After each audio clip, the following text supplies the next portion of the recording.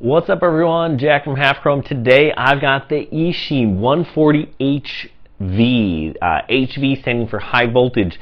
This little 3-inch quad is capable of carrying a 6S battery. Yes, I said that right. A 6S. It is an absolute beast on 4S and on 6S as well.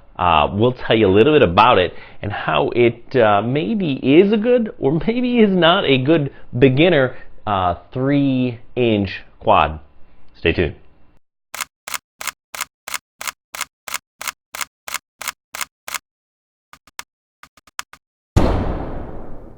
Alright, so let's take a look at this guy, and right off the bat you'll notice purple. Like the other Wizards, purple just seems to be a really popular color for FPV quads.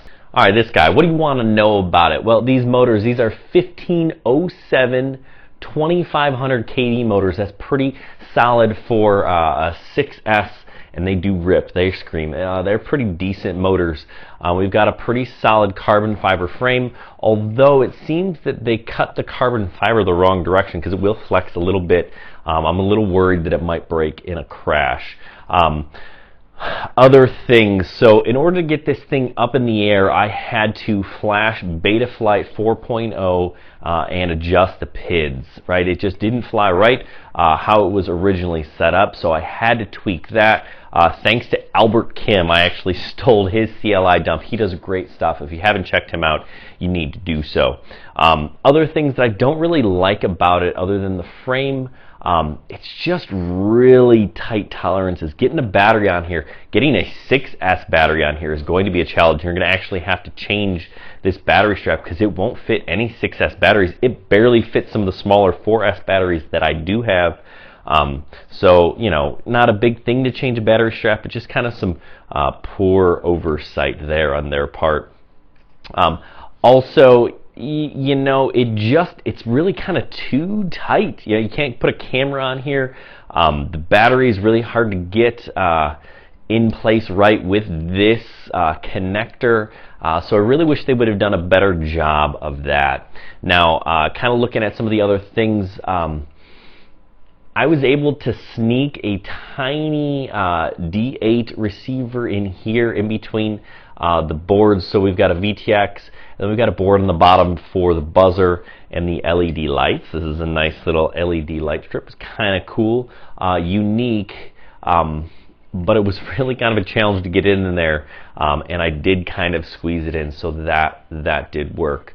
Other things you're going to want to know, we've got an F4 flight controller on board. Like I said, you're going to want to update to Betaflight 4.0 and then adjust the PIDs, otherwise it just isn't quite right.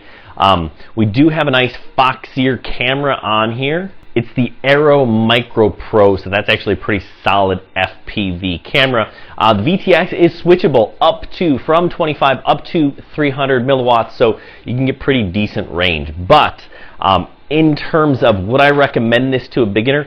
Probably not, because of all the setup that you have to do to get it right. It's going to take some time, and it's going to take some research. If you're not familiar with upgrading Betaflight, using a CLI dump isn't super hard, but it takes some time to do.